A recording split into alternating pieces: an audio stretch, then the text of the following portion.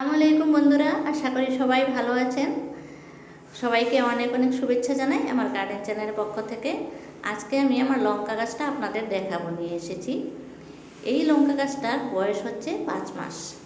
আর আমি এই লঙ্কা গাছ থেকে কত যে লঙ্কা পেয়েছি তার হিসাব নেই আমার কাছে।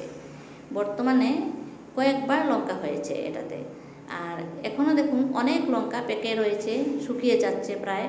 আমি এখান থেকে বীজ সংগ্রহ করব সামনের শীতের দিনের জন্য।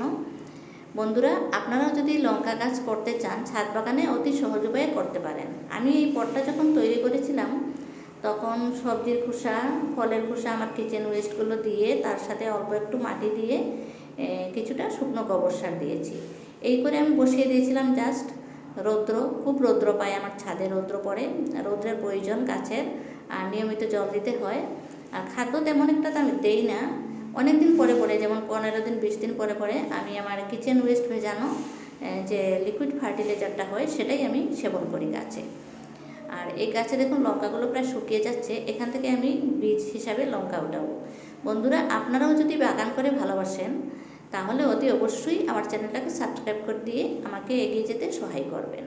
এই যে দেখুন আমার হাতে রয়েছে একটা শুকনো লঙ্কা, এটা থেকে আমি চারা করব। সামনের শীতের দিনের জন্য আমি যে চারা করব এই আমার গাছের লঙ্কা দিয়েই করব।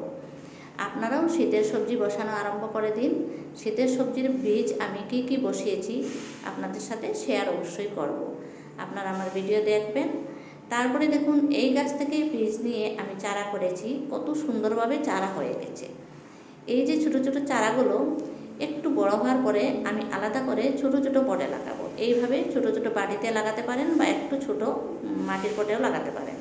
তারপরে আমি আবার রিপোর্ট করব যখন ফাইনাল পটে দেব, আপনাদের সাথে অবশ্যই ভিডিও শেয়ার করব। আজকের ভিডিওটা পছন্দ হলে একটা লাইক আশা করছি।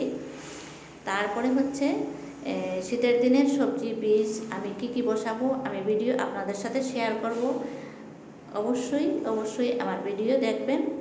আর আজকের ভিডিও বেশি লম্বা না করে সবার কাছ থেকে এখানেই বিদায় নিতে চাই। সবাই ভালো থাকুন, সুস্থ থাকুন। Happy gardening.